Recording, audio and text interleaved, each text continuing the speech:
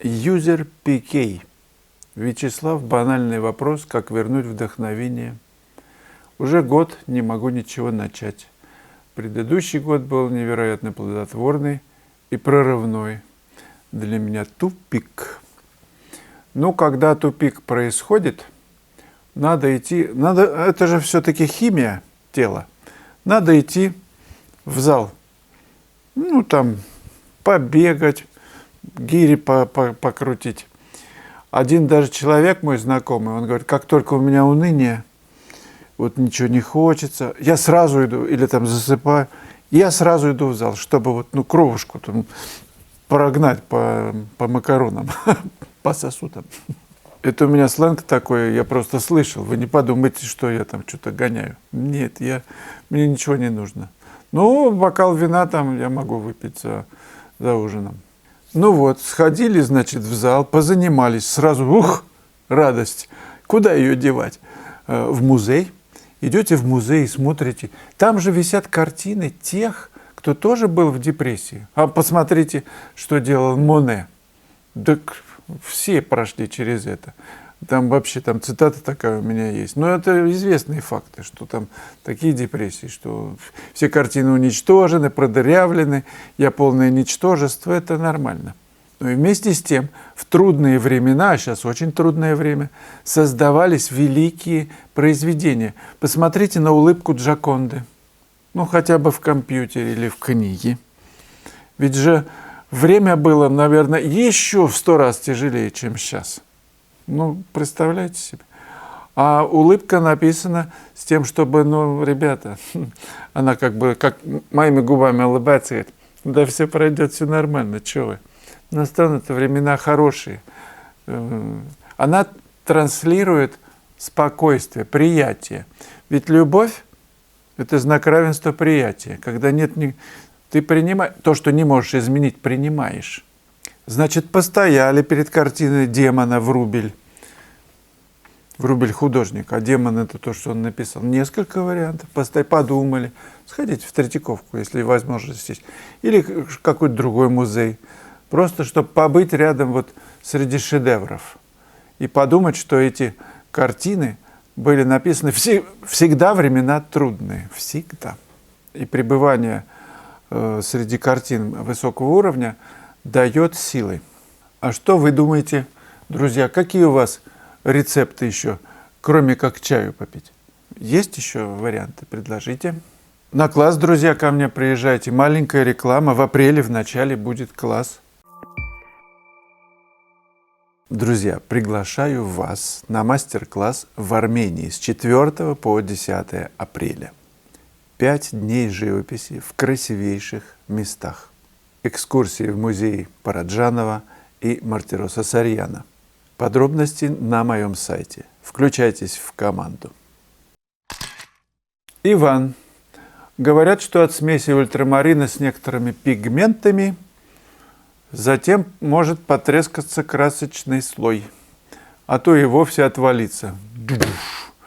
Хотелось бы узнать ваше мнение. С уважением, Иван. Ну, как-то я не сталкивался с тем, что ультрамарин, да вообще любая краска профессиональной линейки кракелюрами покрывается, трескается, либо отваливается. Китайскую я как-то пробовал, дешевые же, большие тюбики. Накупил, естественно, много. Но это вообще, это смерть, это катастрофа. Потому что в смесях с профессиональными красками, видимо, они там секатив набуровили. Ну вот представьте, вот это вот я покрыл хорошую краску, профессиональную, а сверху еще белилами. Да? Секатив что делает? Он же быстрее сохнет, чем та. И он ее сморщивает, и все вот так вот потрескивается. Это катастрофа, переписывать приходится. То есть я к тому, что используйте профессиональные линейки. Их можно смешивать, если они профессиональные. А если профессиональные и не очень, ну это как вот вы, например, дирижер, и у вас не хватает скрипача одного. На дальних где-то там рубежах, ему там лишь бы проскрипеть там что-нибудь. И он один, вот этот вот, скрипнет чуть-чуть, а мимо ноты один раз он скрипнет. Представляете? Весь концерт, это же вообще, вся симфония будет нарушена, просто лажа будет. Друзья, вы не забывайте свою работу, нужно ставить лайки обязательно. Вот прямо сейчас. И вопросы задайте, если есть. Это всегда, облагораживает ситуацию. Как-то ее разряжает. Зачем нам ее усугублять, эту ситуацию? Зачем? Тут разразилась целая дискуссия на тему рассвет-закат. Фантоцио Мазини пишет, нет никакой разницы, как писать рассвет и закат, все едино. Естественно, Людмила Сербина говорит, что разницы нет для тех, кто ее не видит, и понеслась.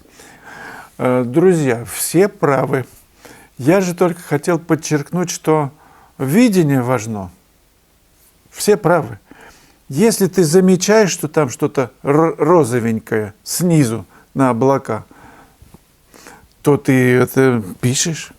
Если нет, если оранжевенькое сверху, тоже пишешь. Какая тебе разница, какое время сейчас суток? Доброго времени суток. Меня убивает эта фраза. Доброго времени суток. Много надо писать слов. Здрасте. Потолок покрасьте, это Папа Римский говорит, Микеланджело. Конечно, он покрасил. Так вот, если мы все замечаем, то, что творится в природе, то без разницы, что, когда ты встал к Мольберту. Важно то, что ты видишь. Закат это, рассвет или ночь. Фонарь просто берешь, вешаешь. Или на лоб. Но на лоб он отблескивает, потому что угол падения равен углу отражения. И все сюда. Сбоку надо как-то. У меня есть штатив, и на него там магнитик такой на фонаре. И прям бум. Да где-то он тут. Уже не знаю. Да вот же он. О, видите, примагнитился. У него тут магнитик. И я его примагничиваю куда угодно. На штативчик, который у меня там с зонтиком. Поворачиваю. Он дает рассеянное такое поле. Очень удобный. Не дешевый. Не знаю, есть ли он на Валберисе или нет, но я в туристическом снаряжении покупал его. Он разорился. Очень хороший. 4,5-5 он стоил, где-то год-полтора. Один я уже, конечно же, забыл, где-то посел не могу найти. Тут тоже был хороший. Жанна Боброва, тут очень теплые слова по поводу нашего канала, что он, в общем, все тут с удовольствием.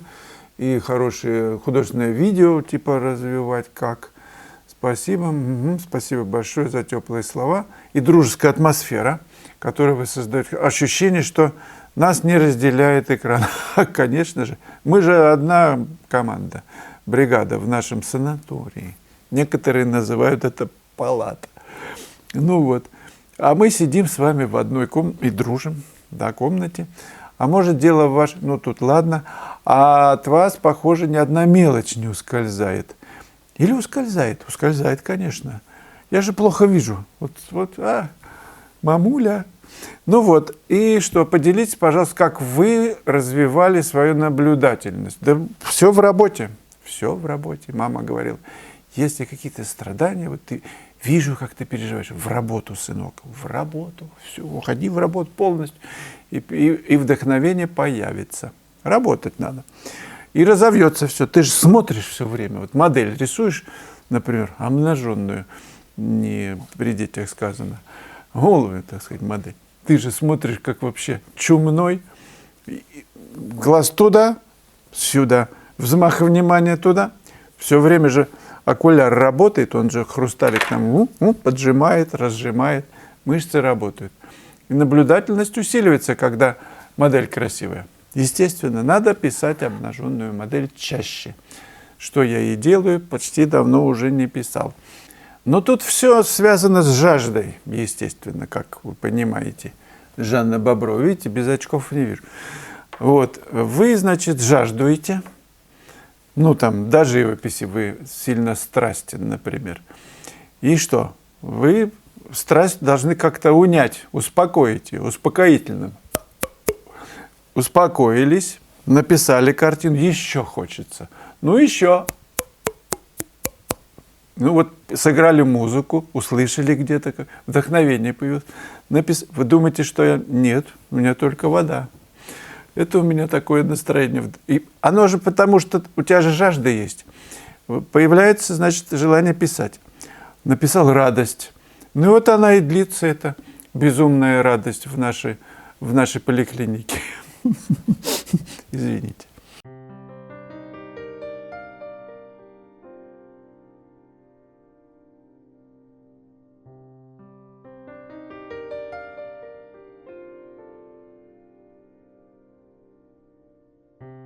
Предлагаю в конце ролика перейти на видео 824 «Сочетание больших пятен в картине». Важный момент.